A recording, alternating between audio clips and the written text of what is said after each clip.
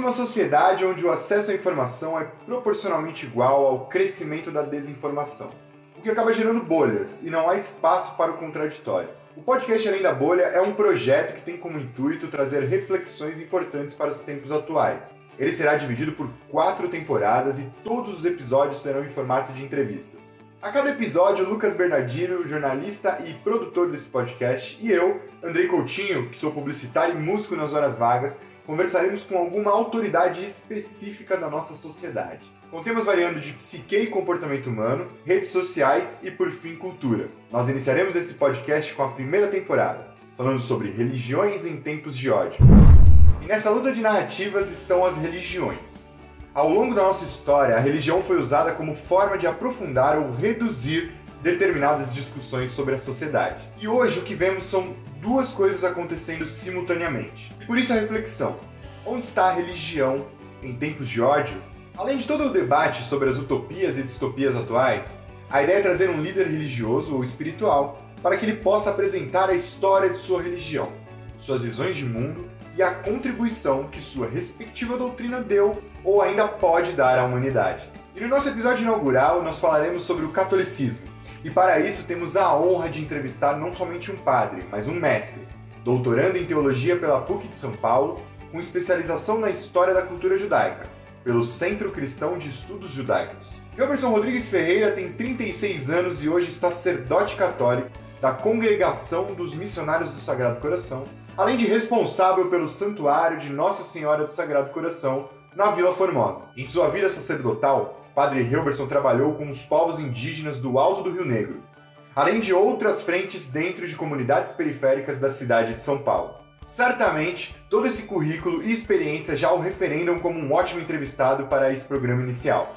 Mas Padre Helberson, além de ser um estudioso da cultura bíblica, traz consigo estudos importantes sobre o diálogo interreligioso, algo que o podcast Além da Bolha visa trabalhar nessa temporada que se inicia agora.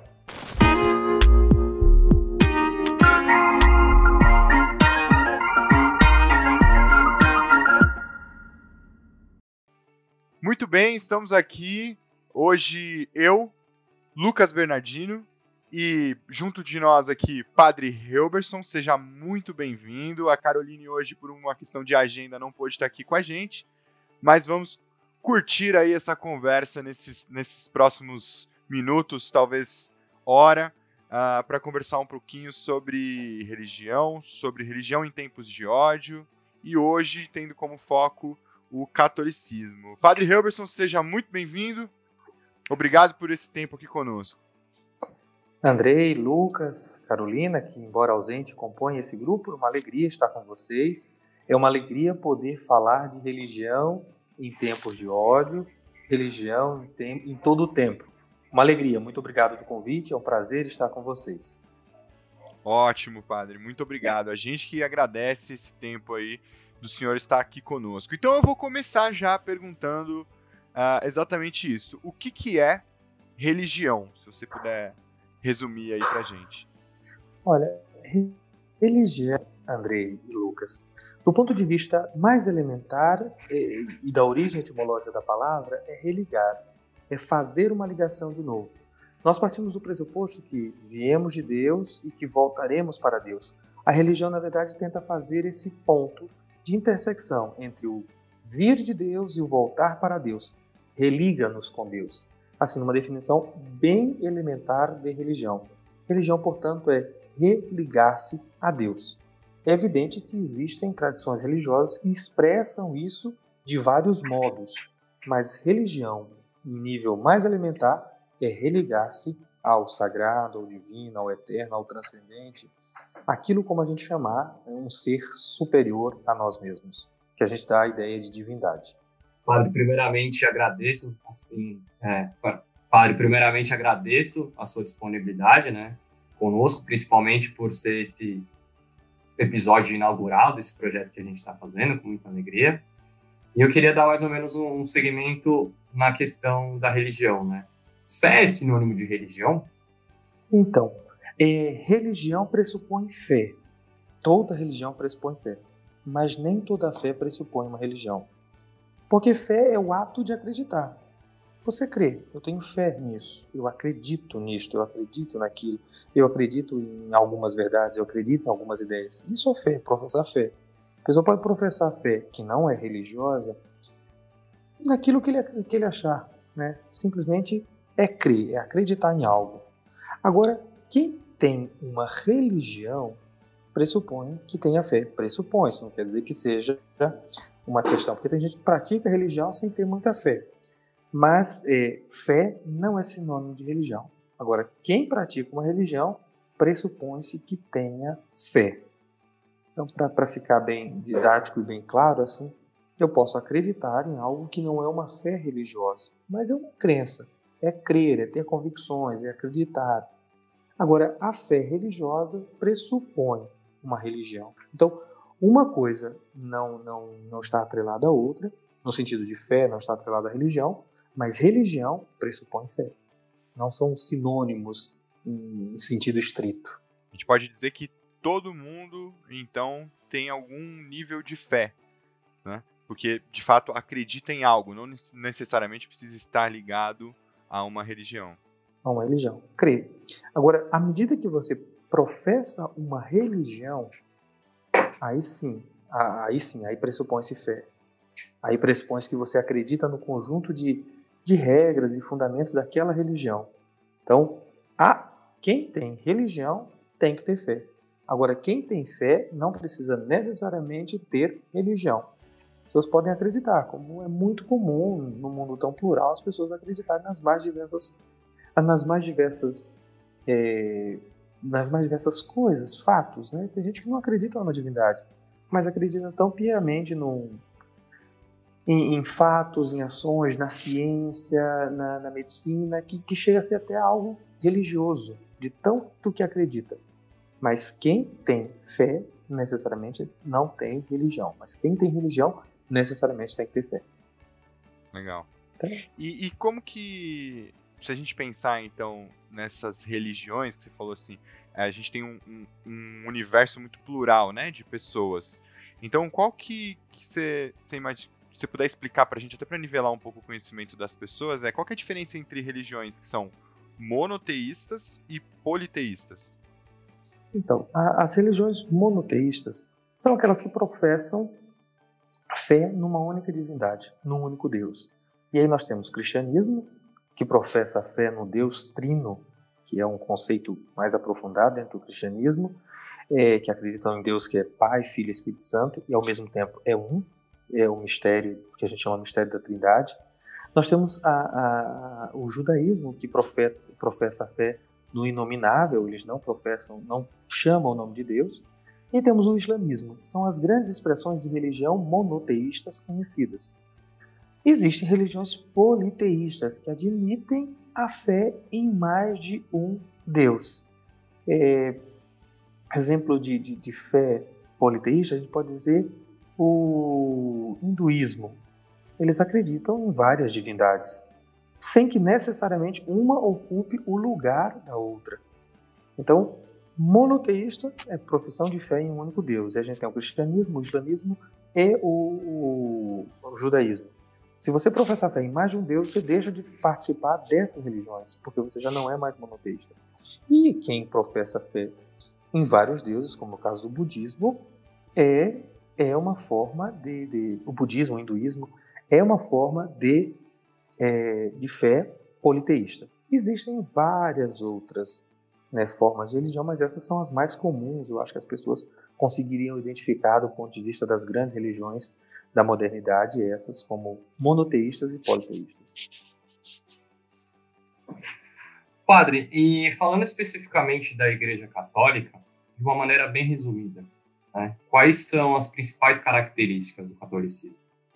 Então, a gente poderia falar de características bem resumidas, características teológicas, ideias acerca da Igreja, e a gente poderia falar de expressões da própria Igreja. Quais são as ideias? A ideia é que a Igreja tem de si mesma. Existe um negócio chamado, uma palavrinha técnica que a Igreja chama, as 4 notas da Igreja. A Igreja é una, santa, católica e apostólica. Ela é única porque está unida a Cristo, e Cristo e Deus são uma única pessoa, têm uma unidade. Então a Igreja Católica ela é una.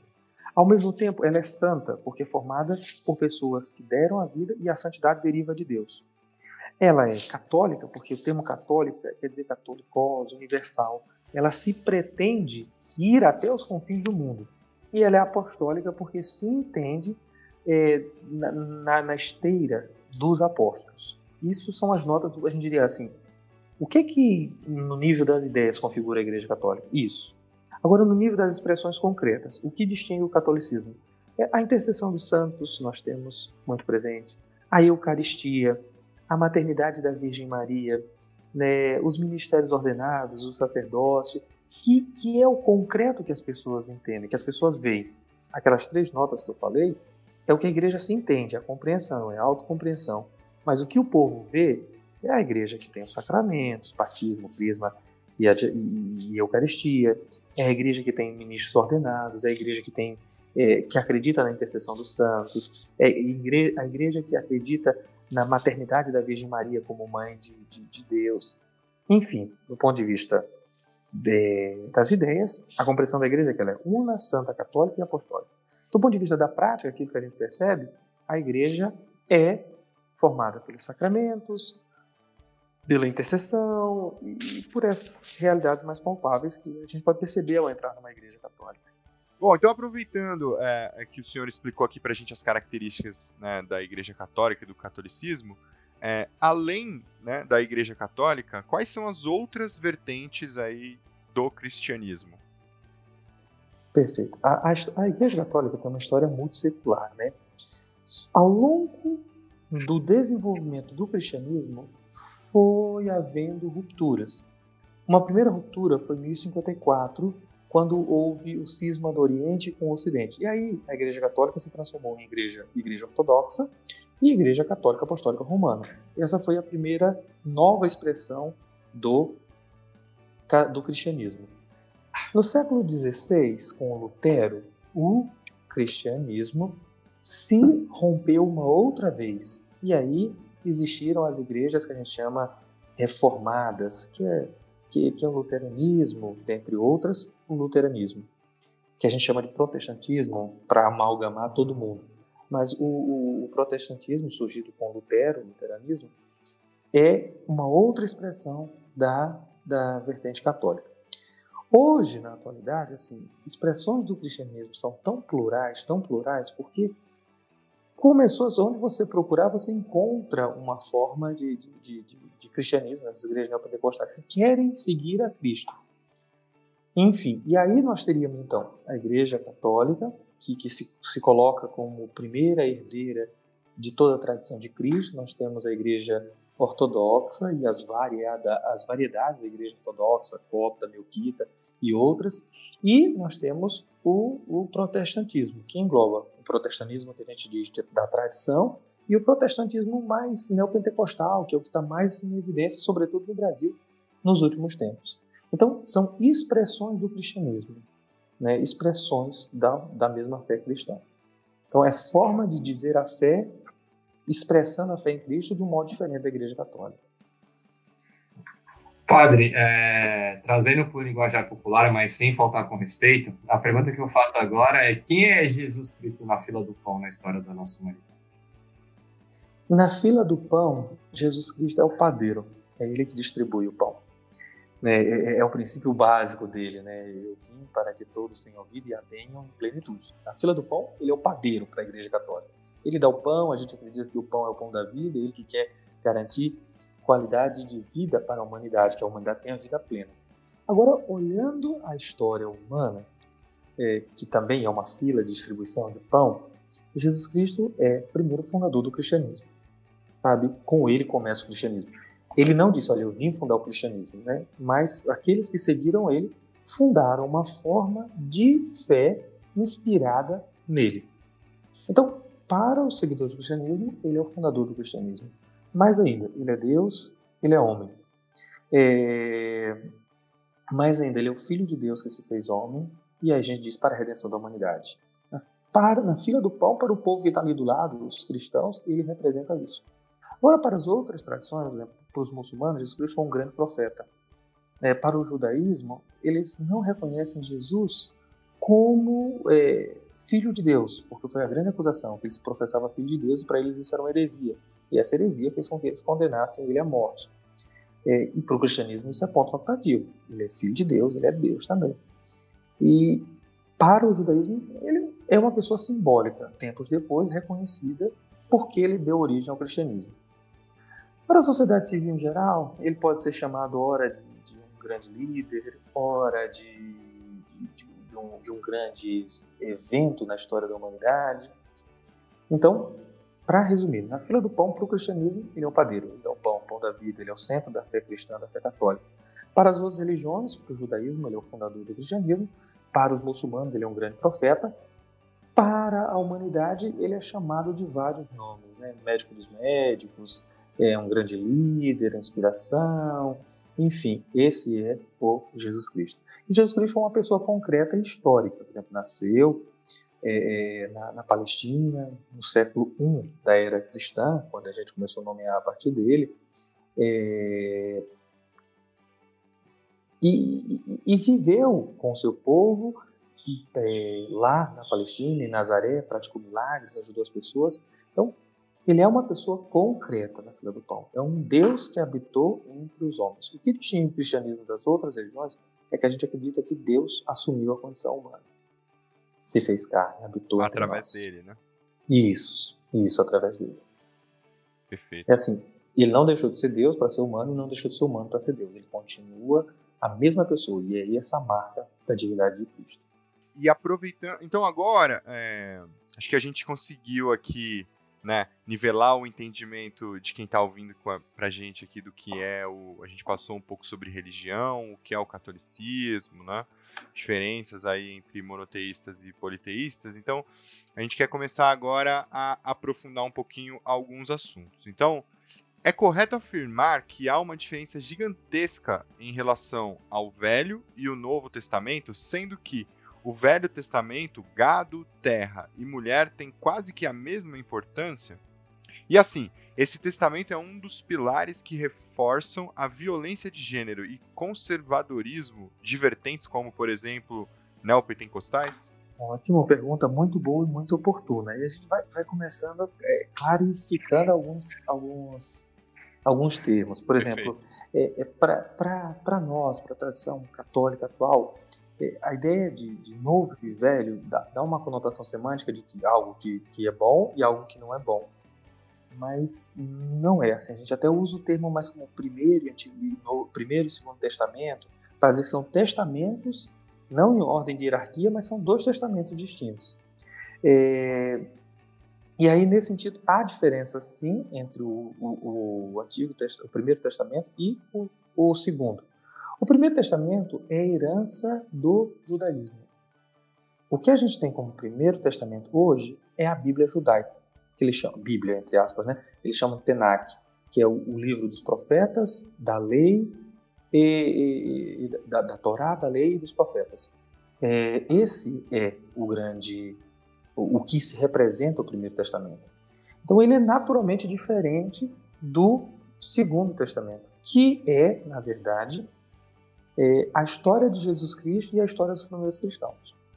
Só que existe uma interligação entre os dois. Por quê? O que acontece? Jesus Cristo só é reconhecido como Deus porque no Antigo Testamento, sobretudo no livro de Isaías, há promessas do Messias que vai nascer. E ele dá características desse Messias que vai nascer. Nós vamos ver, para a Igreja Católica existe um tempo agora chamado de Advento. Aí começamos a falar de Isaías que anuncia o Messias. E para os cristãos que conheceram Jesus Cristo, eles dizem, o Messias é ele. Foi ele que veio fazer as pessoas se reconciliarem, ele que veio fazer com que aquela passagem de Isaías, o lobo e o cordeiro, ou buscar com que o lobo e o cordeiro se sentassem à mesma mesa. Então, são radicalmente diferentes, mas são extremamente complementares. Existe um adágio latino que diz que o Novo Testamento está latente no Primeiro Testamento, o Segundo Testamento está latente no Primeiro Testamento. E o Primeiro Testamento está patente, explícito no Novo Testamento. Quer dizer assim, eles são diferentes, mas eu só entendo o Primeiro e o Segundo Testamento se eu também compreender o Primeiro. Porque é o primeiro que dá condição de dizer por que Jesus Cristo é Deus? Por que eles reconheceram que ele é Deus? Porque havia uma promessa no Primeiro Testamento que se cumpriu. Se a gente se demora detidamente no Evangelho de Mateus, todas as vezes que Mateus escreve, ele diz, logo depois, quando ele fala um fato que é importante, ele diz, e isso aconteceu para que se cumprisse as Escrituras. Para Mateus, Jesus Cristo só é Deus porque ele cumpriu as Escrituras do Primeiro Testamento. Então, nesse sentido, eles são diferentes, mas são complementares. Uma segunda questão, assim, no Primeiro Testamento, gado, terra e mulher têm quase a mesma importância. Lembremos que é escrito por uma economia rural, o Primeiro Testamento. Então, o que é importante na roça? Ter gado. O que é importante na roça? Ter terra. Tanto que o judeu tem uma relação muito umbilical com a terra, né? A gente fala de ano jubilar, era o ano que eles deixavam a terra descansar. E aí, nesse sentido, terra é importante, gado é importante. Também ali, no Primeiro Testamento, é uma cultura patriarcal. Então, mulher é subjugada.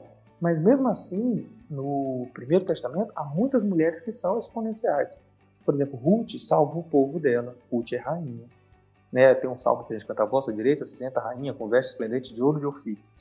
Para falar dessa rainha importante. Então, eles não estão no mesmo nível, né? Gado, terra.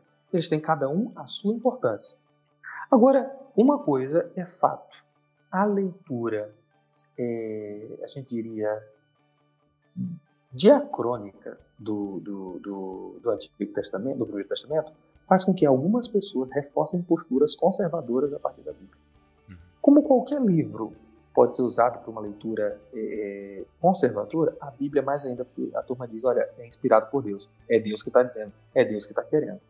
Então, muitas condutas, atualmente, violência de gênero, conservadorismo, são pautados pela Bíblia.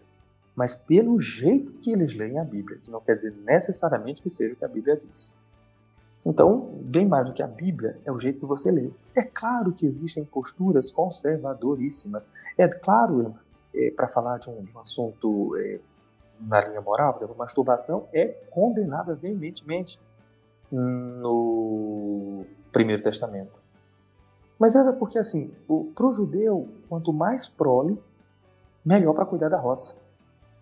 Então, para que dispensar o sêmen se você poderia ter filhos? Seria atentar contra Deus. O que hoje os médicos dizem, olha, não é tão assim, né? E aí, nesse sentido, se lê lá e pode-se conseguir uma conduta conservadora. Sabe, pode dizer, a mulher deve servir ao seu marido.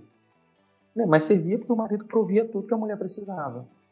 Enfim, e o próprio Jesus Cristo veio dar uma atualização da própria Bíblia. Então, não é a Bíblia em si que tem problemas, que tem posturas conservadoras. É a leitura que se faz.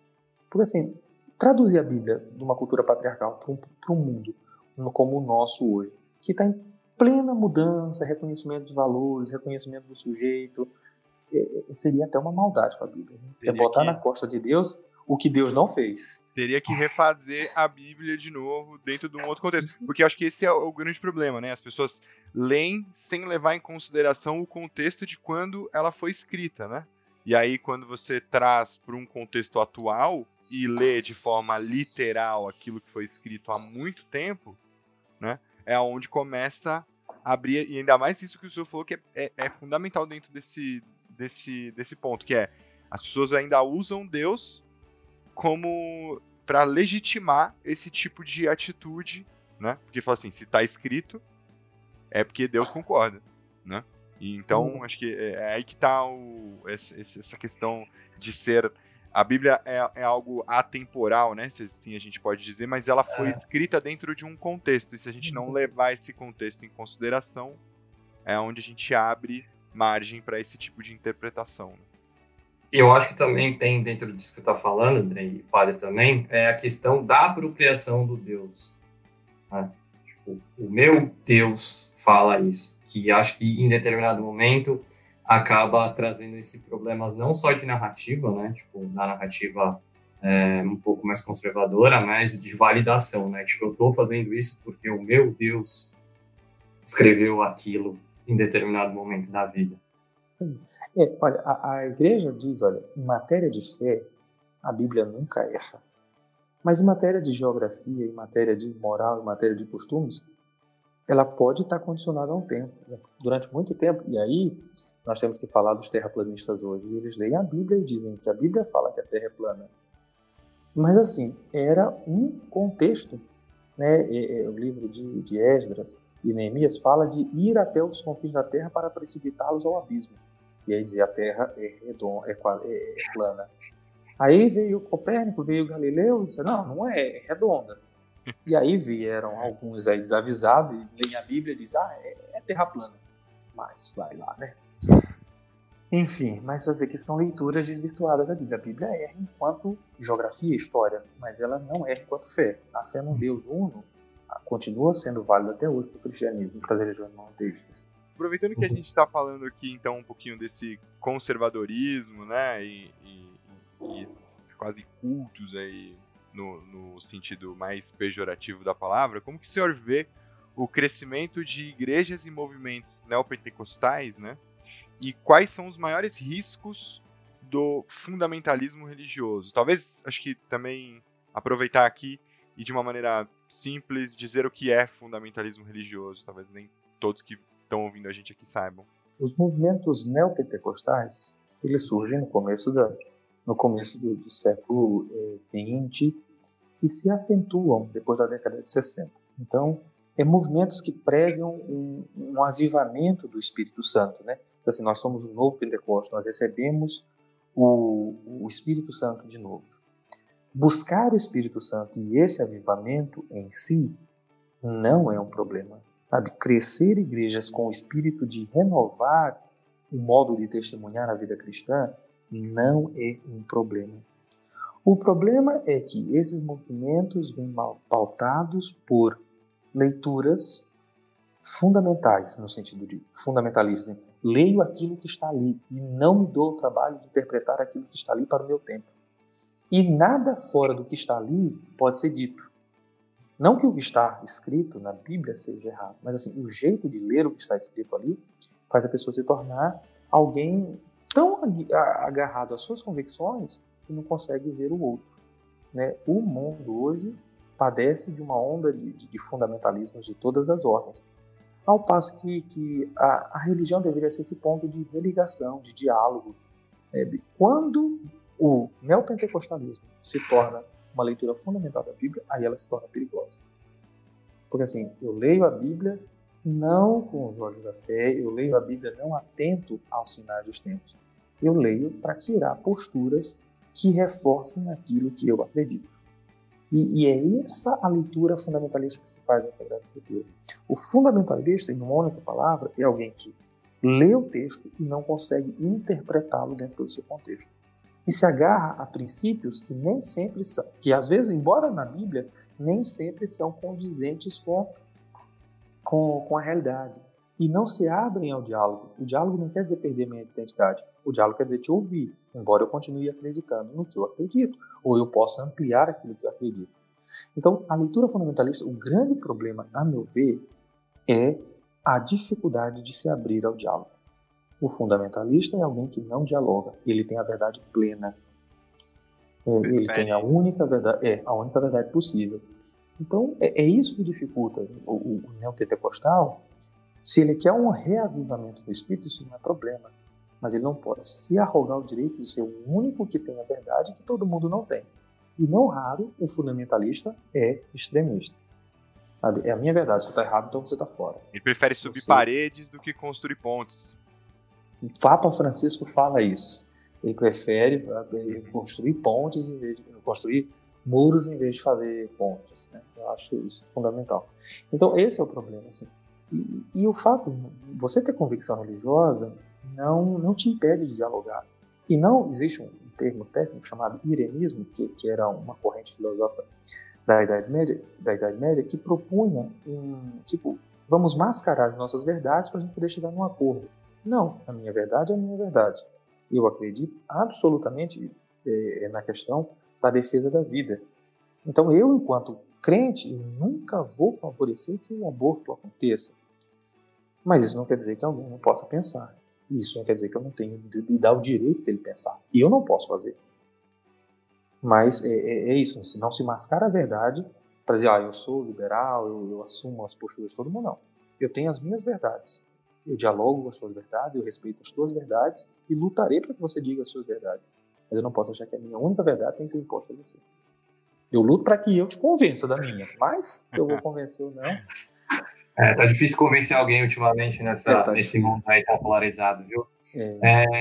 Eu só gostaria de fazer uma ressalva que parte dessas perguntas que a gente está fazendo de alguns amigos nossos que contribuíram na construção dessa pauta, especificamente sobre o Testamento Novo e o Velho Testamento, de uma economista amiga minha chamada Ellen Carbonari, desculpa pelo erro, e aposto que, como economista, ela vai ficar muito feliz quando ouvir a sua resposta agora, Fábio.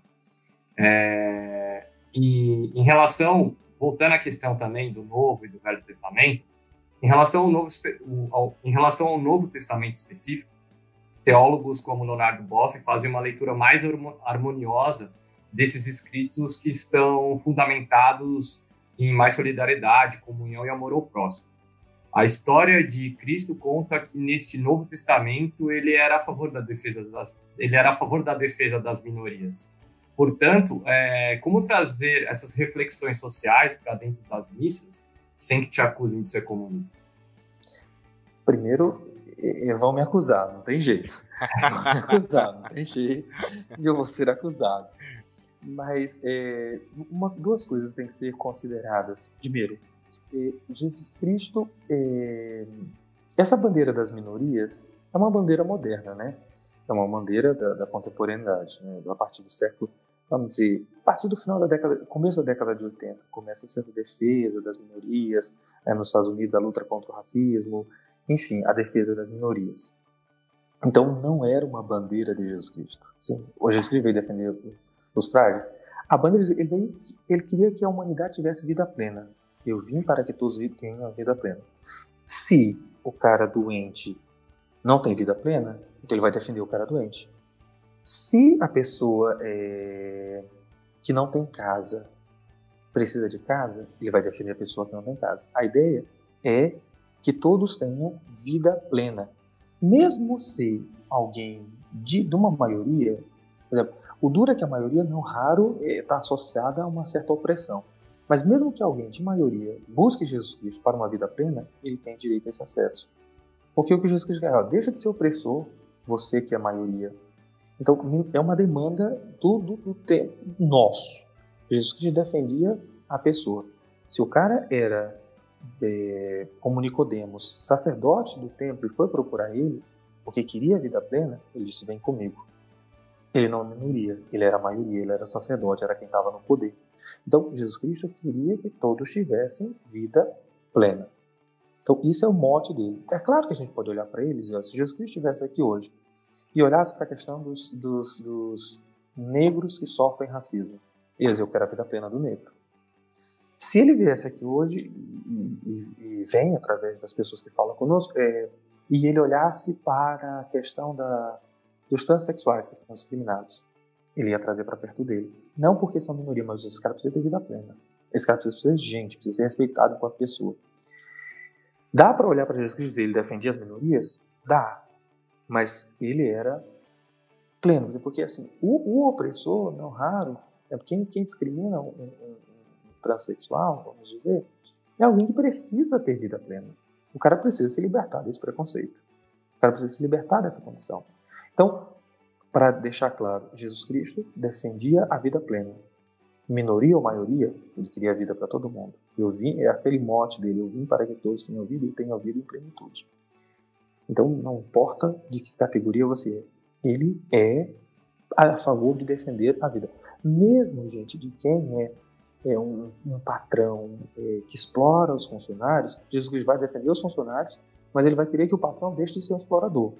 Então, a ideia é que o mundo fosse pleno, plenamente humano. Né? E, portanto, que existe uma frase clássica, né? Jesus Cristo só é Deus porque ele era plenamente humano. Ou seja, para ele o que importa era a humanidade. Então, nesse sentido, ele pode sim ser visto como alguém que defendia as minorias. Mas ele defendia esse horizonte mais amplo, de vida plena para todos. Porque essa é a grande dificuldade hoje de falar daqueles que sofrem, dos pobres, sobretudo. Domingo, 2 domingos atrás, era o Dia Mundial dos Pobres, que o Papa Francisco instituiu. E assim, você tem que falar, mas você tem que pedir licença para dizer que você vai falar de pobre. Porque o pessoal acha que, à medida que eu falo do pobre, eu estou excluindo o rico. Eu disse, não, cara, não é, porque o rico já tem alguma coisa. O que eu quero é que o pobre também tenha. E tem uma interpretação bonita do nascimento de Jesus Cristo. Eles olham, Jesus Cristo era Deus e ele poderia nascer de qualquer jeito. Mas ele escolheu nascer criança. Porque, gente, rico, pobre, milionário, justo e injusto, todo mundo foi criança. Ele diz assim, olha de onde o cara parte. É da base para salvar todo mundo. Ninguém fica fora. Todo mundo foi criança. Então, todo mundo merece ser redimido. Todo mundo merece ter vida plena. Então, é essa a perspectiva, né? Mas por isso é muito difícil. Sobretudo porque o pessoal não conhece o que é comunismo, né? Uma vez eu celebrei numa paróquia, existe uma leitura de São Tiago que é muito forte, que manda dividir os bens com os que sofrem. Aí um cara que estava fazendo a minha leitura, terminou a missa e chegou e virou para mim. Nossa, me senti um comunista hoje. Você viu essa leitura, padre? Ele disse, cara, comunismo, Karl Marx, século XIX, Jesus Cristo, século I. Eu acho que você está errando as estações. Mas ele não sabe. Acho que não tinha isso aí lá na época de Jesus. Eu simplesmente acho. Então Jesus Cristo era um comunista e já estava escrevendo o Capital. Acho que é o Dom Evaristo Hernes, né, que falava que todo mundo elogiava ele quando ele falava das ações que ele fazia em relação aos pobres, né? Uhum. Mas quando ele contava o porquê que existiam pobres, todo mundo chamava ele de comunista. É isso mesmo. Dom Evaristo Hernes falava, essa frase é, na verdade, de Dom Helder Câmara. Ele dizia Helder Câmara, isso. Quando me pedem, quando eu dou pão aos meus irmãos, me chamam de cristão. Mas como eu pergunto, por que o meu irmão está com fome, me chamam de comunista. Então, não tem jeito, né? Então, é mais ou menos assim. É complexo. Hoje, falar de questões sociais na igreja, primeiro, eles acham que a gente está politizando, e segundo, acham que você é comunista. Quando, no fundo, você está querendo a vida plena para todo mundo. Qual é a maior diferença entre o que o Cristo pregava, né, e o que os cristãos de hoje em dia pregam? E se há alguma diferença, na verdade, né? A pregação segue sendo a mesma, né? Do Jesus Cristo de ontem, do Jesus Cristo de hoje. A prática tenta imitar a prática de Jesus Cristo, o que nem sempre é possível, né? Nós nunca vamos, e eu creio nisso, conseguir chegar à mesma prática de Cristo. Porque o dia que a gente chegar à prática de Cristo, a gente virou um alter Cristo, né? Outro Cristo. Então nós vamos sempre imitar, nós estamos sempre buscando. Então nós não vamos chegar nessa prática. Mas existe sim muita diferença da prática de Jesus Cristo, assim, pelos fatores humanos. As pessoas não são tão divinas como Jesus Cristo, e não raro, quando Jesus Cristo fala de partilha dos bens, de dividir o pão, a gente não partilha. Né? Ora porque não tem, ora porque não tem consciência, ora porque não quer mesmo, porque é injusto. Então existe gente que se arroga o fato de ser cristão e não vive conforme o Evangelho. Existem muitas diferenças, seriam muitos exemplos que a gente teria que pontuar. Tem gente que se diz, não, eu sou católico, sou cristão, mas vive uma vida como se Cristo não existisse. Então, a pregação ainda é a mesma. Se fala dos mesmos valores de Cristo e fala dos mesmos valores tanto lá quanto hoje, mas a prática não é sempre igual. É difícil, né, também? É bem complexo, Tem que ser, eu diria que precisa ser um esforço diário também, né, das pessoas, e elas precisam querer muito estar dispostas a seguir algum tipo de caminho, assim, né? Pois é. Sobretudo quando se aponta como valor o que está na contracorrente. Por exemplo, o valor é ficar rico, então você não vai querer partilhar. Uhum. Né? O valor é prazer infinito, você não vai querer se contingenciar. Enfim, aí isso dificulta. Aí você precisa primeiro ter uma profissão de fé muito profunda em Jesus Cristo. Não, eu creio em Jesus Cristo e por mais que fale o contrário, eu quero fazer isso, vai lá e faz. E assim vai. E lembrando que fazer para o outro não é necessariamente deixar de fazer para você. Uhum. Cristo não quer você andando na rua nu para dar toda a tua roupa para alguém que não tem. Né? seria muito oblativo. Ele quer que você tenha roupa e que o outro também tenha, né? Vida plena para todos. Eu gosto de dizer que quando eu faço alguma coisa para alguém, não me faz falta, porque na verdade eu tô dando aquilo que transborda, né? E não aquilo que eu tenho só para mim, né? A gente partilha e não fica com essa falta pra gente. Bom, aprofundando então um pouquinho mais agora nessa questão do fundamentalismo religioso, o senhor acredita que hoje exista o fundamentalismo religioso dentro da Igreja Católica?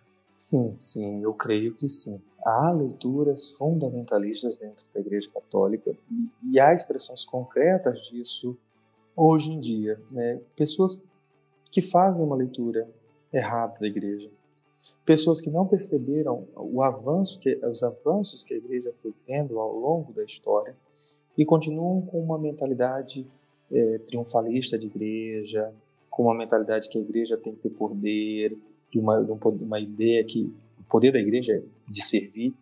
Então, muita gente se apodera de uma ideia de Igreja e, de posse dessa ideia de Igreja, vive como Igreja. E não raros são fundamentalistas, assim. E assim, ter convicção, né, não quer dizer necessariamente ser fundamentalista. Eu não abro mão das minhas convicções, mas eu não posso imputar as minhas convicções a você. Sabe? E não raro é isso que acontece, é isso que o fundamentalista faz. Ele te obriga a crer do jeito dele. E não é verdade. Não pode ser assim. A Igreja tem um conjunto de regras, de normas, de princípios a serem seguidos, a serem cridos. Eu não posso achar que eu tenho que obrigar o outro a crer do jeito que eu creio. E se você não crê, eu te condeno. Esse é o papel do fundamentalista. E existe, sim, na Igreja muita leitura fundamentalista ainda, lamentavelmente. Padre, voltando a falar de questões políticas, né? Religião também é política? Dá para ser considerado? Então, religião não é política. E aí a gente vai para uma afirmação de Aristóteles que diz assim que o ser humano é um animal político, zoon politikos.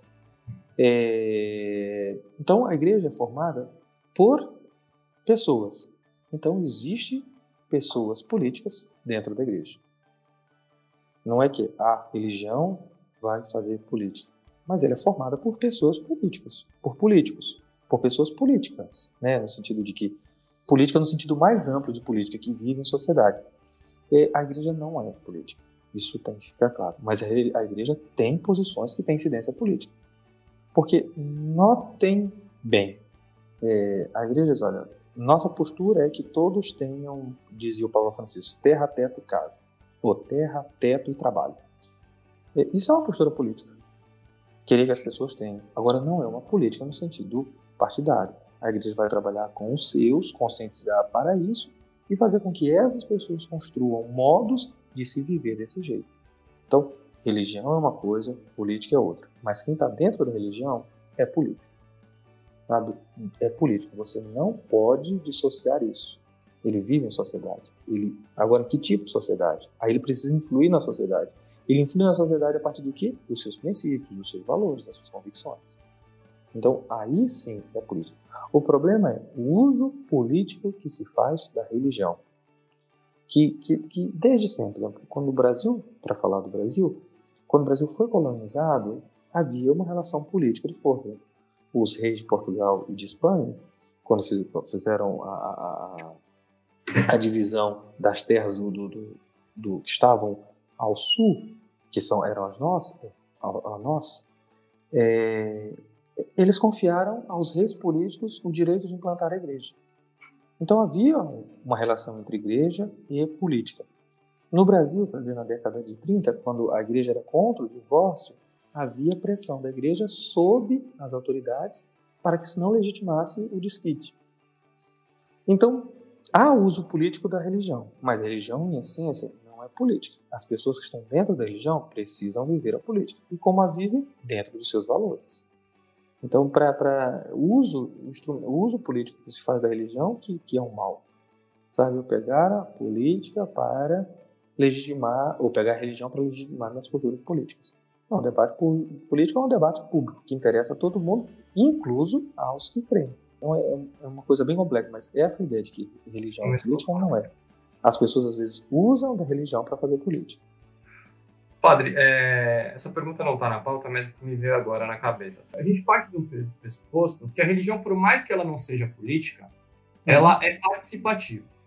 Né? Ela é uma questão plural e coletiva. Né? E hoje em dia, há uma força, uma tendência, uma determinada narrativa por determinados grupos de determinados espectros políticos que não defendem tanto, não acham que, por exemplo, é saudável essa questão dessa pluralidade e que condenam um pouco da questão de coletividade, por exemplo, da gente decidir em coletivo, da gente se estruturar como sociedade, como coletivo.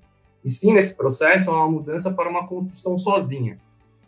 Essa construção sozinha, essa ideia de construção sozinha, pode estar atrelado muito ou pouco em relação à perda de fiéis e perda dessa identidade coletiva que as igrejas, tanto católicas como de outras religiões, têm? Então, no século XIX, século XX, surgiram correntes filosóficas que propunham a igreja, sobretudo depois da Revolução Francesa, propunham a religião como espaço privado e a sociedade como espaço público. E aí enfatizaram a autonomia do sujeito. Então, a pessoa tem que se construir, a ideia de self-made man. E aí a religião perdeu espaço, porque é lugar do coletivo. Ou então a religião se tornou lugar onde eu vou para consumir individualmente. O mote de muitas igrejas evangélicas é vir buscar a sua salvação, é individual. Então, esse movimento da sociedade, essas ideias que foram penetrando o espectro social, foi o que fizeram as pessoas se afastarem de certas religiões. Sabe, eu vou buscar a minha salvação pessoal, eu vou buscar a minha salvação individual. E também, de outro lado, por exemplo, a Igreja Católica, ao longo do século, teve muitos erros. E muitas pessoas olham para essa história como uma história difícil. E não querem tomar parte dela, então se afastam das igrejas católicas. Outros ainda nunca tiveram uma vinculação efetiva à Igreja Católica e dela saíram. E então, para dizer assim, é um movimento de pessoas que querem uma realização individual, que não encontram na coletividade da Igreja Católica essa realização, então buscam outras igrejas. Tem gente que não tem. Então, nesse sentido, o declínio da Igreja Católica é o declínio da capacidade das pessoas crerem. Sabe, não é só a Igreja Católica que perde, os evangélicos perdem muita gente. Sabe, existe o último censo, e tem uma amiga minha que estuda isso, assim, o aumento daqueles que se dizem sem religião. Sabe, que buscam a Deus do seu jeito, que acreditam do seu modo. Não tem religião. E tem um outro colega que diz assim, que existe o intra-religioso, que é o cara que não é inter-religioso, é intra. Ele crê em várias religiões. Ele vai na Umbanda, ele vai lá, ele participa, ele vai no Espiritismo, ele põe em mesa branca. Se ele vai na Igreja Católica, ele é capaz de querer comungar, embora o princípio não dê certo. Então, para dizer que as religiões encolheram de um modo geral, porque a religião virou algo muito privado. Muito privado, é seu, você crê. E às vezes você monta a sua religião, você crê do jeito que você acha. Então, é isso que, de certo modo, desmobilizou a Igreja Católica. Isso que tem desmobilizado várias vezes a Igreja. É a busca pelo individual, pelo self-made man, como você falou. Bem mais do que a busca por uma construção coletiva, que é a proposta do cristianismo. Então, pode-se dizer que a perda de fiéis, não só da Igreja Católica, como de outras religiões também, ela é mais um efeito do que é uma causa especificamente desse pensamento individualista. Não é causa, ela é consequência. É consequência, isso. É consequência, ela não causa. Isso reflete um pensamento que foi se propagando por aí. Então, porque é interessante falar, né? Porque há muito desse discurso, tipo, a igreja ela precisa readaptar a comunicação, reconstruir, ser mais jovem, ser mais plural e tal, quando, na verdade, assim, aparentemente há outros elementos da nossa sociedade, principalmente na questão econômica, que faz com que a igreja ela sofra essa perda e não ela cause essa perda. Né? Por isso que eu quis fazer mais ou menos essa pergunta. Assim, eu acho que O senhor sintetizou muito bem, assim. Até o acesso das pessoas, querendo ou não, à informação, né? Uhum. É uma das causas que gera essa consequência das pessoas desistirem, por exemplo, da religiosidade, vamos dizer assim, não só católica como das outras, por esse fato de que agora, nossa, eu posso ter de tudo, né? Posso ter acesso a tudo, posso saber de tudo, e não necessariamente eu quero crer em uma coisa só, né? Só. E isso é fato, Andrei. As pessoas têm muito mais possibilidades de expressar fé, de crer. E tá na moda, assim, tudo é um pluralismo. Então serve um pouco de cada e eu vou. E aí vai. É difícil você fechar a pessoa dentro de um único quadrado, de um único espectro religioso.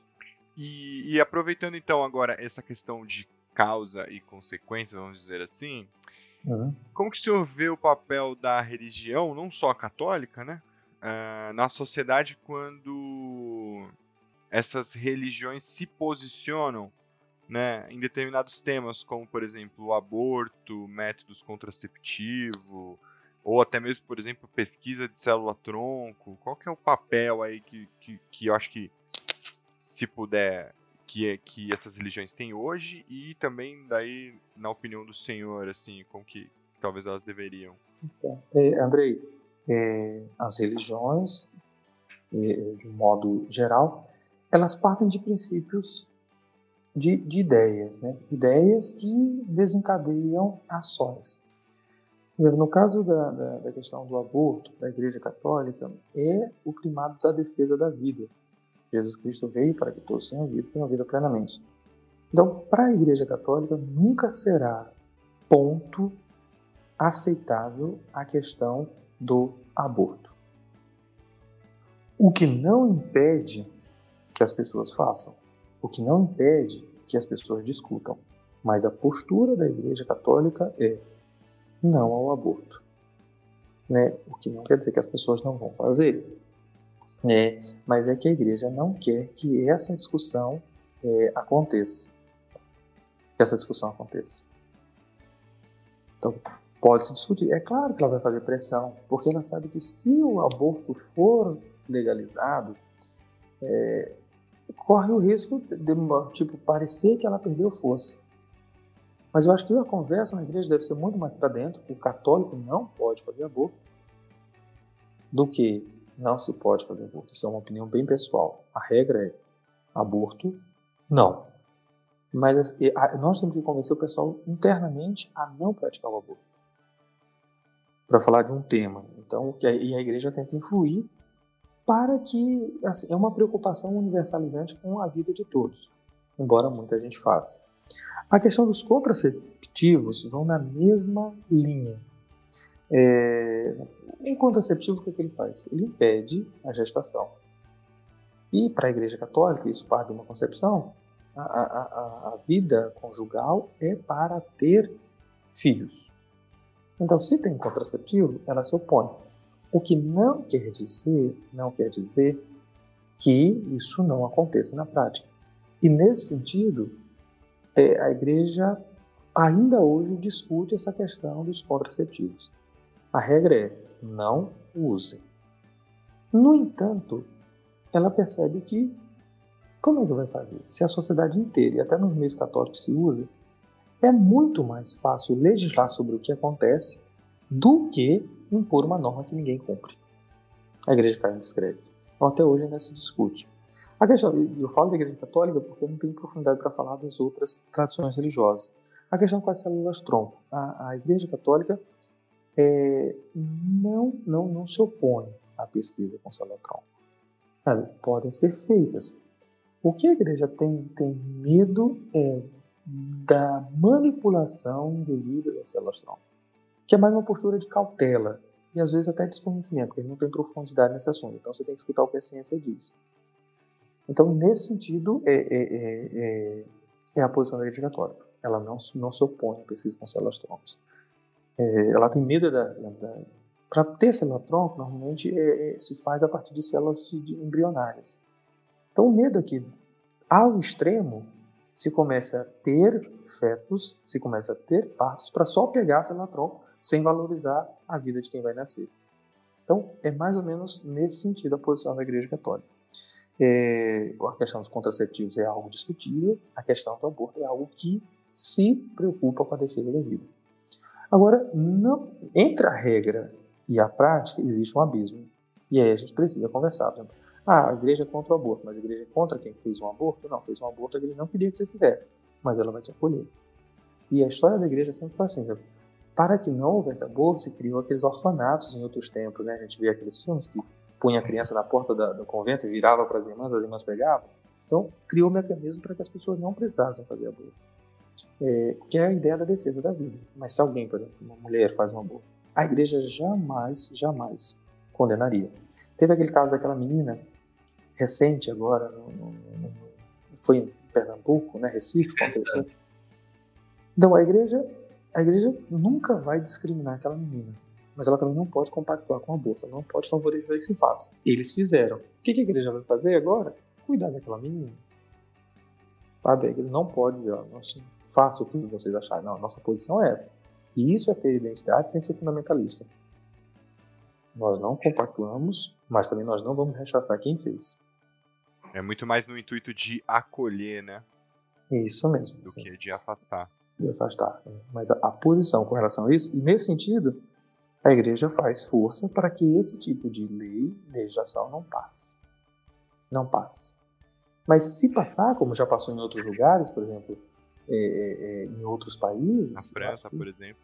Na França, por exemplo. Então, o que a igreja vai fazer? Vai recomendar que os seus não façam. E se alguém fizer e buscar ajuda da igreja, deve ter. É para ter. Mas, padre, em relação ao aborto específico, não é muito problemático, por exemplo, a Igreja Católica fazer determinadas forças para que determinadas leis que tá em debate sobre questão de saúde pública, que a gente sabe que tem o processo das pessoas que abortam, mas também, ao mesmo tempo, tipo, a gente pega muitas mulheres, principalmente pobres, acabam indo em algum tipo de açougue fazendo um aborto e acabam morrendo, e isso aumenta muito a perda de vida, certo? E que, assim, ao mesmo tempo, se o aborto fosse legalizado, a gente estaria salvando determinados tipos de vida. E, assim, o grande problema da minha pergunta que eu volto a dizer, não é problemático a Igreja Católica fazer força para que não seja aprovado, sendo que a discussão do aborto ela não está tão intrinsecamente ligada à questão religiosa, e sim de um debate sobre saúde pública? Entendo perfeitamente. A igreja faz pressão porque é um princípio dela. Assim, ela precisa defender aquilo que para ela é um valor. Ela defende que não haja uma legislação, porque, de certo modo, é uma apologia ao aborto. Embora tenha todos os problemas, dizer, olha, é possível fazer aborto. Tá? Então quer dizer que se eu achar, eu faço.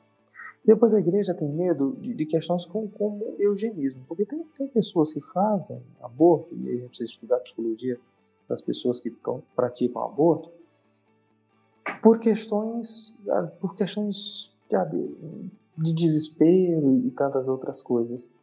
Mas também existe uma política de eugenismo, né, assim, de fazer aborto por fazer. Aí daqui a pouco vai começar a dizer quem que nasce, quem que não nasce. Como nasce, como não nasce. Então é esse risco futuro e extremo que às vezes a igreja tenta prever. Sabe, imagina uma pessoa que tem dinheiro, que pode ser mãe, que pode gerar vida, e que toda vez que engravida faz um aborto. E se isso vira prática comum? A continuidade da espécie vai ser como? Então, é nesse sentido que a igreja vai, vamos defender a vida, mas vamos defender que a vida continue, que a vida siga, que a vida tenha continuidade. Porque o risco é de se ter uma cultura de não vamos ter filhos. Já reduziu muito a quantidade de filhos. E se tem acesso ilimitado à questão do aborto, o risco é daqui a pouco de não se ter mais vida. É um pensamento extremo, mas é um pensamento a longo prazo da igreja. Assim. Então, nesse sentido, é bandeira dela. A gente sabe que é questão de saúde pública. A gente sabe que essa realidade que você falou é clara, é concreta. A gente sabe que muitas crianças nascem e não têm condições de vida porque não conseguem de crescer, se desenvolver e ter uma vida saudável, porque a gente não oferece essas condições. Sei que muita gente pratica aborto às ocultas e que isso deveria se evitar. Mas se evita mais pela pedagogia, pela educação, do que pela questão de remediar um problema que apareceu. Acho que deve haver uma educação sexual correta. Deve haver, isso aqui é opinião pessoalíssima, uma política de uso consciente de contraceptivos para que evite-se o aborto. O aborto é matar alguém. Não importa se é numa clínica em Alphaville, que é um bairro nobre de São Paulo, como nós sabemos, ou se o aborto é em Ermelino Matarazzo, que é um bairro simples de São Paulo, como nós sabemos. Então, é uma questão. Mas, assim, bem mais do que essa remediação, por que não uma educação sexual mais correta? Isso é uma opinião pessoal. Eu prefiro fazer com que as pessoas tenham vida sexual consciente do que remediar um erro com o aborto. É que eu concordo muito com o seu ponto de vista em relação a essa questão da reeducação alimentar, educação sexual. Mas o grande e que seria o certo a se fazer, porque concordo também que se tivesse a questão de uma educação sexual, que também é muito combatida por fundamentalistas religiosos, se tivesse essa educação, haveria menos aborto. O problema que eu penso hoje em relação ao aborto é que o aborto ele é um problema concreto e contemporâneo da nossa sociedade. Tipo assim, há pessoas que...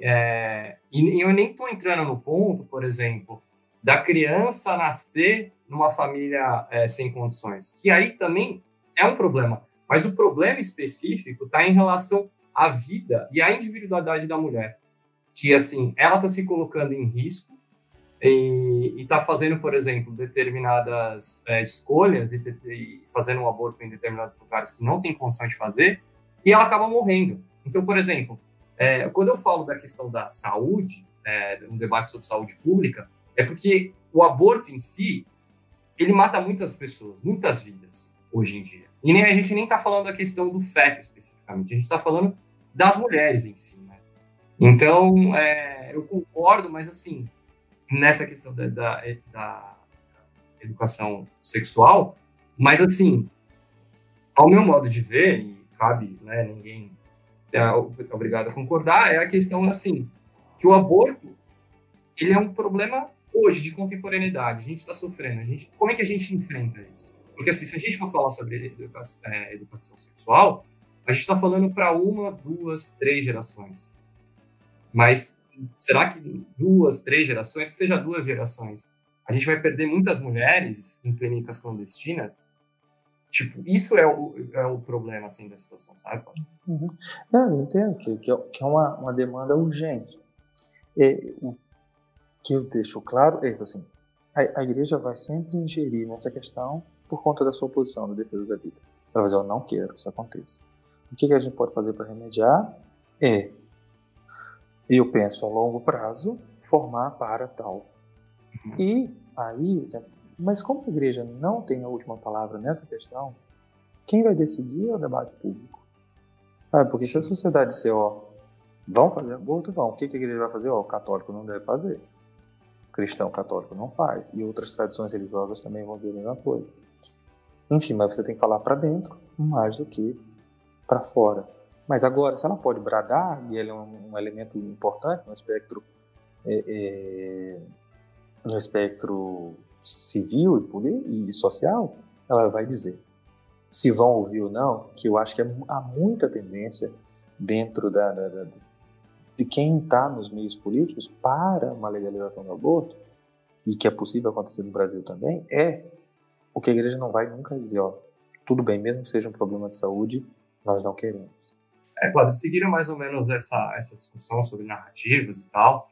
Existe um longo histórico da própria Igreja Católica mudando de opiniões sobre diversos temas, de casamento e escravidão, mas sempre parece estar um pouco atrás da sociedade. onde muita gente entende que dificulta certos avanços. Os escritos de religião deveriam ter uma influência à ciência e o avanço ou não da sociedade só? Essa pergunta é de um amigo nosso chamado Felipe Stankiewicz. Então, eu acho interessante a pergunta, boa. Assim, existe um negócio, e houve um papa, que eu gosto muito dele, que dá nome a uma rua na Vila Formosa, chamada João 23. Ele convocou na igreja um evento chamado Concílio Vaticano II. E no dia do lançamento do Concílio Vaticano II, ele fez um discurso assim, que até hoje serve como mote para muita reflexão dentro da igreja, na teologia. Ele diz assim: existe a verdade da fé e a expressão dessas verdades. Para dizer o quê? Qual é a verdade da fé irrefutável da Igreja Católica?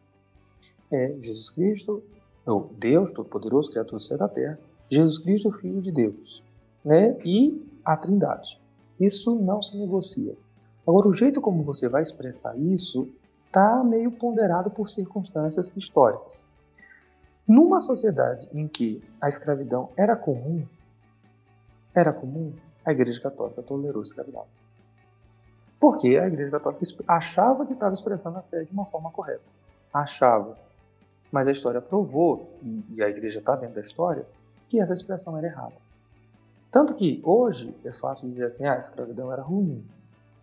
Mas dizer isso no século XVI, XVII, ninguém fazia. Era ruim, os escravos sentiam, mas era o status quo, e a igreja participava do status quo, traindo o evangelho, traindo a expressão do evangelho.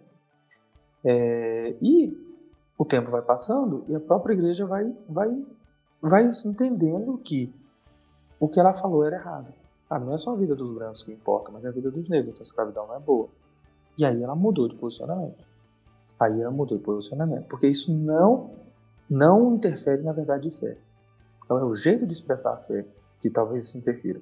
Então por isso a igreja foi, ao longo da história, revendo seus próprios conceitos, revendo suas próprias posições, buscando ser sempre mais fiel ao Evangelho. Então, olha bem, escravidão, São Paulo, na carta aos Gálatas, diz: vós todos sois livres, nem judeus, nem gregos, todos são livres. Então, para dizer assim, a igreja percebeu que ela fazia uma coisa errada e se reafirmou e mudou. A religião, sobretudo a religião católica, é sempre mãe de muitos avanços científicos. Por exemplo, tanto que Mendel, que é agustiniano, que dá nome a um colégio aqui em São Paulo, que a gente estuda em biologia básica, é um sacerdote católico, que inventou a teoria da gênese, da biogênese, da geração espontânea da vida. Então, a igreja não é contra a ciência. Ela, incluso, tem muitos intelectuais que trabalham em ciência, e a ciência progride a partir do trabalho de muitos padres. Não é contra a atuação de padres e da igreja dentro de movimentos científicos. E não é contra o avanço da ciência. Enquanto instituição, ela é ponderada em relação a certos avanços científicos. Ela tenta, de certo modo, refrear. Tanto que quando no Brasil começou toda a cultura abolicionista, a igreja ficou a reboque, ela não se posicionou. Quando criaram a república no Brasil, a igreja se opôs, porque achava que a república, se opondo à monarquia, ia perder todo o poder da igreja, que de fato perdeu. Mas a igreja, ela vai revendo os próprios princípios ao longo da história. Assim, aquilo que nunca vai mudar, a fé em Jesus Cristo, homem e Deus. Mas práticas eclesiais podem ser revistas. Práticas eclesiais que não feram a fé em Deus. E a igreja não se opõe à influência da ciência. Muito pelo contrário, ela é a favor. É claro que ela é ponderada, ela é uma instituição. Uma coisa sou eu dar uma opinião, outra coisa é uma instituição inteira. Você precisa ouvir muita gente para poder chegar num consenso e dar uma opinião. Isso leva espaço e tempo. Então, eu acho que ela, nesse sentido, eu creio, sobretudo a religião católica, ela não se opõe à ciência. Muito pelo contrário. Tem um documento do Papa João Paulo II que diz que fé e razão têm a mesma origem, são de Deus. Então, não há oposição. Há dúvidas, há medo, por não conhecer alguns aspectos, mas não há oposição. Eu não sei se eu respondi, mas assim, é para dizer que a religião, ao longo do tempo, ela vai percebendo os sinais da história e vai revendo o seu modo de se apresentar. Vamos aproveitar esse ponto, então, e perguntar agora a respeito, já que falamos do Papa João Paulo, vamos perguntar aqui do Papa Francisco, né? Se assim como São Francisco de Assis, você acha que ele tem conseguido reformar a Igreja Católica? Muito bem, eu sou um fã inveterado do Papa Francisco, acho que é um Papa que está fazendo um bem para a Igreja e muito bem feito. No entanto, a Igreja Católica é uma instituição multissecular. E tem um colega que ele usa uma expressão assim: uma coisa é você manobrar um barquinho no meio do lago. É fácil, você faz com rápido. Outra coisa é você manobrar um transatlântico no oceano. Precisa de bastante gente, né? Bastante gente, espaço e tempo. Então, Francisco, ele quer fazer uma reforma da Igreja Católica. Mas ela precisa de espaço e tempo. Entender reforma da Igreja Católica, Francisco não está querendo tirar daquilo que eu falei um pouco antes. Ele não quer que a Igreja deixe de acreditar em Deus Pai Todo-Poderoso. Ele só quer que o jeito de crer em Deus Pai Todo-Poderoso seja expresso de uma forma mais simples, mais sensível, para que seja possível das pessoas entenderem. Então, ele é alguém que quer fazer uma reforma dos costumes, não da tradição, não da fé. Ele quer reformar a forma como a Igreja se posiciona. Tradicionalmente, o Papa Francisco ele não é um reformador da doutrina em si. Ele é um reformador do modo como se interpreta a doutrina. Tanto é fato que ele disse certa vez no avião, trazendo para Roma, olha, se alguém é homossexual, quem sou eu para julgar? Né? E vive uma vida correta, quem sou eu para julgar? Ele não mudou a doutrina em nada. A Igreja continua achando que isso é doutrina da Igreja. Né? Que a pessoa pode ser homossexual, mas a prática homossexual não é algo aceitável pela Igreja. E aí ele diz assim: mas se a pessoa é uma pessoa coerente, quem sou eu para julgá-la? Ele não está dizendo, não. Diante da regra, não está dizendo, mas a coerência dela precisa ser respeitada. Então, Francisco, nesse sentido, ele não faz uma reforma de agora nós vamos mudar a Igreja de tudo quanto é jeito. Não, ele é muito fiel à tradição. Mas ele quer que a forma de expressar da tradição seja mais, pelo menos, audível pelas pessoas. Que as pessoas não olhem para a Igreja como um resultado de um monte de regras que não tem incidência nenhuma na vida das pessoas. Inclusive, ele defendeu publicamente, recente, né, a união civil entre pessoas do mesmo sexo. Né? Segundo ele, os homossexuais têm aí o direito de também estarem em família. Né? Você acha que isso tem uma relação, uma fala mais progressista, talvez, do que um Papa tenha dito na história da Igreja Católica, assim? Então, essa frase do Papa Francisco reverberou aí mundo afora, né? Virou uma confusão, porque aqui, inclusive. O pessoal achava que ele tinha mudado a doutrina do sacramento, e foi a crítica dentro da Igreja. O Papa Francisco está desvirtuando a doutrina do sacramento, porque o sacramento do matrimônio é concebido entre um homem e uma mulher na Igreja. Só que Francisco é uma preocupação para além do sacramental. Ele disse: olha, gente, é uma realidade que existe. Existem homossexuais, eles estão aí.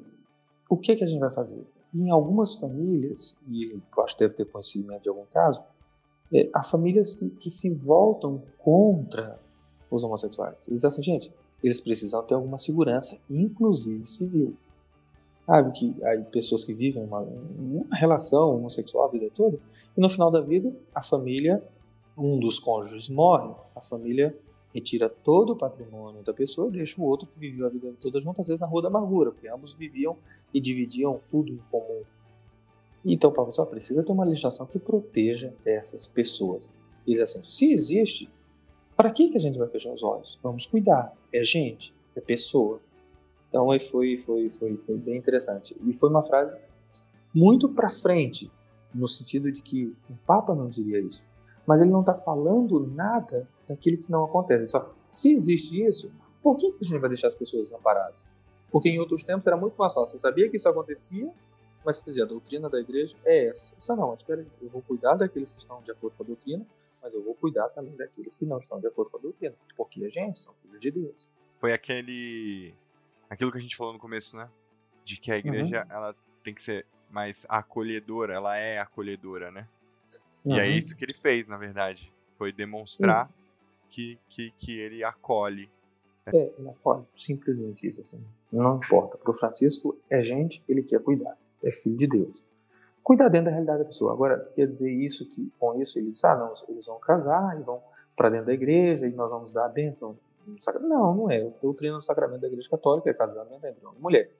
A igreja não, mas respeita que existem coisas, existem fatos que estão fora da doutrina da igreja católica, mas precisam ser olhados com misericórdia, com cuidado. Não dá para simplesmente negar o fato de que as coisas aconteçam. Acontece, mas como não está dentro da nossa norma, não vamos nem tocar. Eles não, está fora da nossa norma, a gente precisa cuidar. Eles têm um olhar para além dos muros da lei canônica. Padre, como a Igreja Católica vê os movimentos feministas, a emancipação da mulher e o debate sobre a sociedade machista e patriarcal?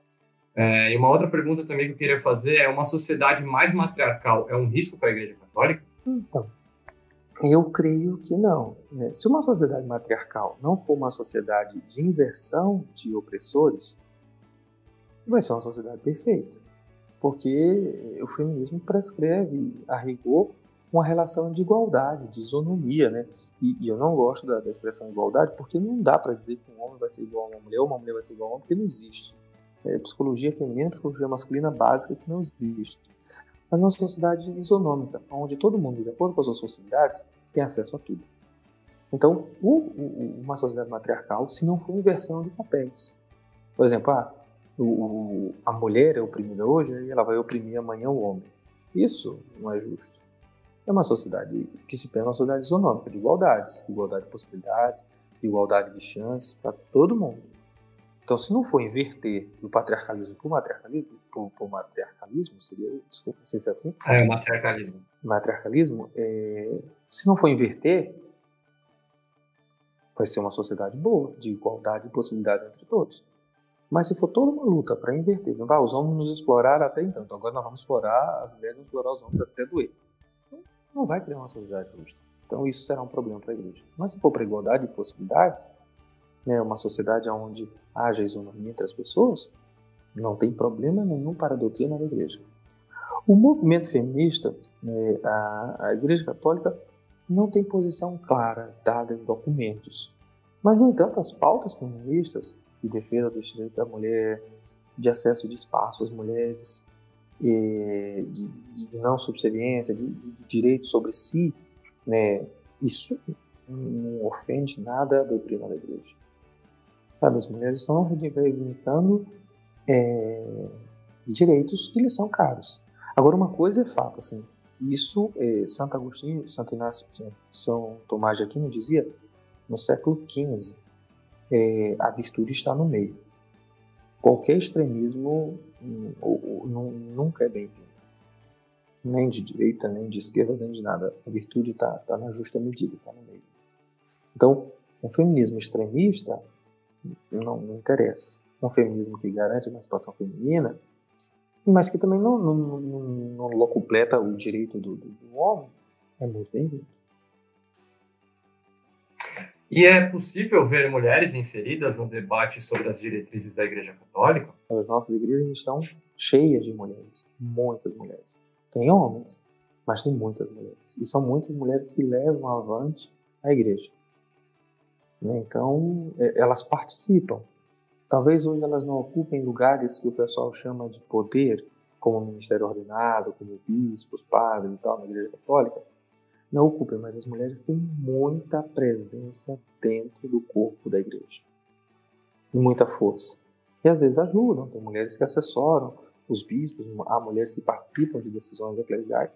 E Francisco faz questão de promover as mulheres. No entanto, a igreja ainda tem uma cultura muito machista, né? Os homens estão à frente. Ainda existe. Enfim, a secretária de comunicação do Papa Francisco agora, que é um dicastério da Cúria Romana, é uma mulher, uma carioca aqui, que trabalha lá. E sempre tinha sido homens. Então, elas ocupam postos, na verdade. Legal. Eu vou dar uma amenizada aqui, então, agora, trazer uma pergunta, acho que um pouco mais positiva aqui, se assim eu posso dizer, né? Então, como que a gente... O cara tá falando que eu tô colocando o dedo na ferida, ele tá me acusando. O Luqueta tava fazendo umas perguntas difíceis aqui, eu vou trazer uma para dar uma amenizada. Como que a gente pode trazer esperança através da fé nos tempos atuais? O discurso de fé é sempre um discurso de esperança. Assim, no sentido de que a fé nos dá a esperança de atingir algo que nós ainda não temos. Sabe? A carta aos Hebreus diz assim, a fé é a esperança nos bens que ainda não vemos. Então, o simples fato de crer brota esperança. Agora a gente pode ter ações de esperança. Por exemplo, trabalharmos juntos em favor da erradicação da fome. Trabalharmos juntos para a construção de uma sociedade mais justa. Trabalharmos juntos para que os direitos das mulheres sejam adquiridos. Trabalharmos juntos para que haja acesso de todos à educação básica. Então, padre, mas tanta gente faz isso. Para quem tem fé, você faz a motivação, além de ser um direito universal, do ponto de vista da fé. Então, fé nos dá esperança, mas a gente pode trabalhar para construir um mundo de esperança. Então, e em nome da fé. Porque, gente, o que tem de gente abnegada em nome da fé não é brincadeira. Imaginemos, numa época que ninguém tinha acesso à educação, em nome da fé, muitas freiras, muitos padres promoveram escolas gratuitas para o pessoal. No tempo em que as santas casas não havia tantos recursos médicos, quantas freiras assumiram santas casas e conseguiam salvar a vida de muitas pessoas dentro daquilo que podiam. Então, para dizer que assim, as pessoas, em nome da fé, deram esperança a muita gente. Para dar um exemplo de um padre que eu sempre falo a vocês, Júlio Lancelotti, ele cuida das pessoas em nome da fé dele. Porque imagina, não deve ser fácil. Eu falo isso porque eu vejo você se dedicar a sua vida para quem não pode te dar nada. Você faz em nome da fé. Porque assim, se é um trabalho, se é um emprego, você recebe seu salário, pronto. Mas ali é em nome da fé. A pessoa faz e transcende. Nada, transcende. É sempre em nome da fé. Então, eu digo que a fé é, por si, esperança. Mas a gente pode trabalhar em nome da fé para construir esperança. A fé de Júlio Lancelotti faz com que ele tente construir esperança para quem mora na rua. O padre, seguindo essa linha do padre Júlio Lancelotti aqui, tem duas coisas que brasileiro, eu fico brincando assim, brasileiro que não gosta de samba e que não gosta do padre Júlio Lancelotti, bom da cabeça não é. Mas enfim, se é possível restabelecer a ideia de amor ao próximo em tempos de ódio, tem que ser uma luta constante, mas é possível. É o pressuposto da vida de fé. Né? Perguntou o homem a Jesus, qual é o primeiro mandamento? Ama o Senhor teu Deus com toda a tua alma, com todo o teu entendimento, com todo o teu entendimento e com todo o teu coração. É uma citação do livro do Êxodo, é uma profissão de fé judaica. E o segundo, ama o teu próximo como a ti mesmo. É uma exigência da fé. E aí a gente percebe que a esquizofrenia, uma pergunta que vocês fizeram antes, né? O descompasso. Hoje, entre a fé que Jesus Cristo pregava e a fé que a gente vive. A gente ama a Deus muitas vezes, mas é incapaz de amar o próximo. A gente tem que propor. É a pauta. Se vamos cumprir essa pauta, eu não sei. É uma reivindicação de amar ao próximo. A gente tem que propor isso, lutar para que isso aconteça. Vai acontecer? Não sei, mas a gente tem que propor. A pauta é o nosso horizonte. Né? Vocês devem gostar e conhecer Eduardo Galeano. Eduardo Galeano diz assim, olha, a esperança é como o horizonte.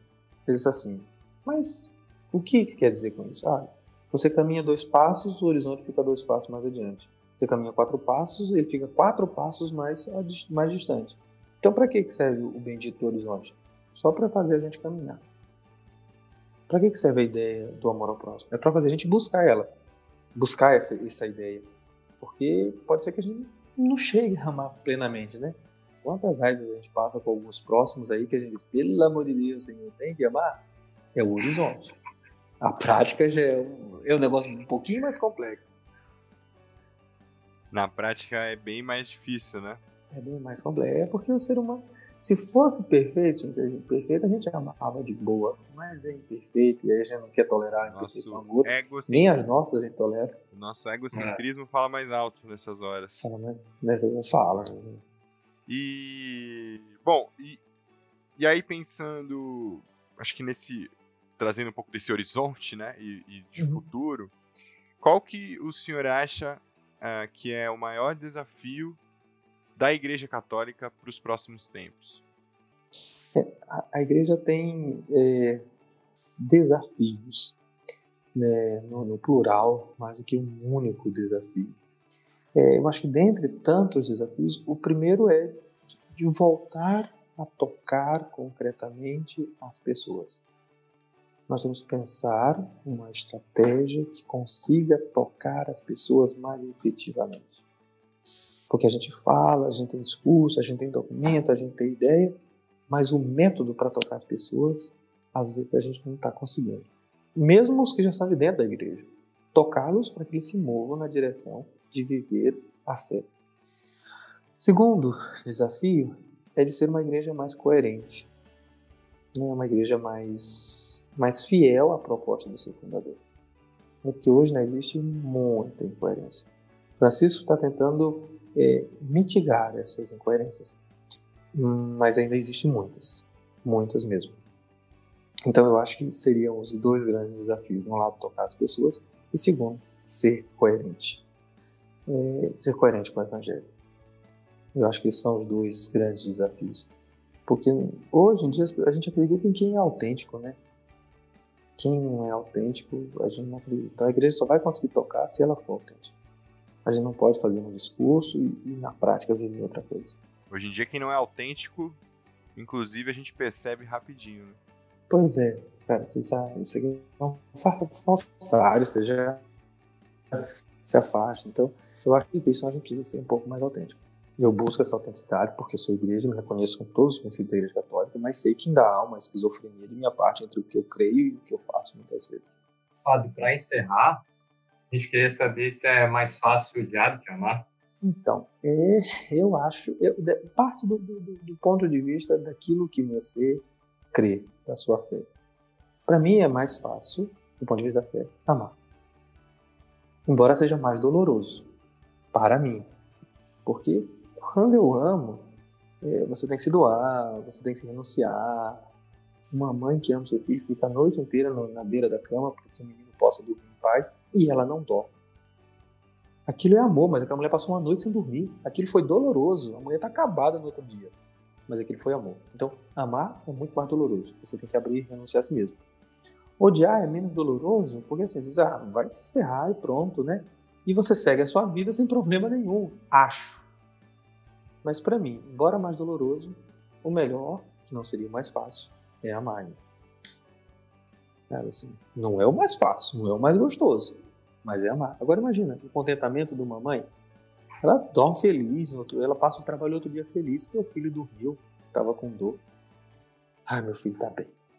Então, cara, se isso não for melhor, eu não sei o que é. Eu concordo e digo com propriedade. Isso eu sabia. Isso eu sabia. O moleque tá bem.